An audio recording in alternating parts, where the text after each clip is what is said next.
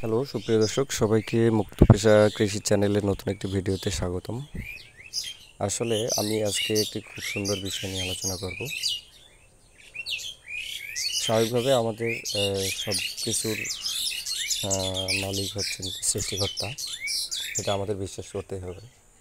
দর্শক বন্ধু, তো আজকে আমি আমাদের লাউ বাগান দেখাচ্ছি। তো উপরে আমাদের মাচার উপরে আছে লাউ গাছ, আর মাচার নিচে মাটিতে আছে মিষ্টি কুমড়া। তো এখানে অনেকগুলা ফুল আসছিল মিষ্টি কুমড়ার। তো প্রথমে খুব আশাবাদী ছিলাম আমি যে আসলে সবগুলা থেকে ফল হবে, কিন্তু সব কিছুর হাত যে সৃষ্টিকর্তার হাতে, এটা আমাদের মানতে হবে। দেখা গেল এখানে অনেক ফুল জালি আসছে, আপনারা হয়তো দেখতে পাচ্ছেন, কিন্তু সেগুলোতে দেখা গেছে যে কোনো পুরুষ ফুল নাই।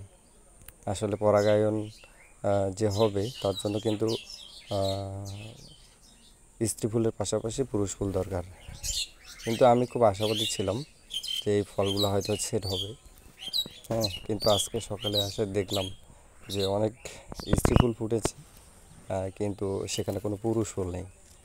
আর পুরুষ ফুল না থাকলে তো পরাগায়ন হবে না, স্বাভাবিকভাবে পরাগায়ন না হলে সেখান থেকে ফল হবে না। দেখতে পাচ্ছেন কি সুন্দর ফুল ফুটেছে। এটা অবশ্য গতকালকে আমি পরাগায়ন করে দিয়েছিলাম। এই ফলটা হয়তো হবে সেট।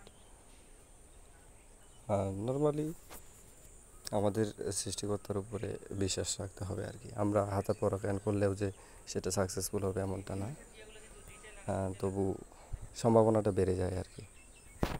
যেহেতু শীতকাল, পোকামাকড়ের উপদ্রব কম, তো আমাদেরকে এই কাজটা করতে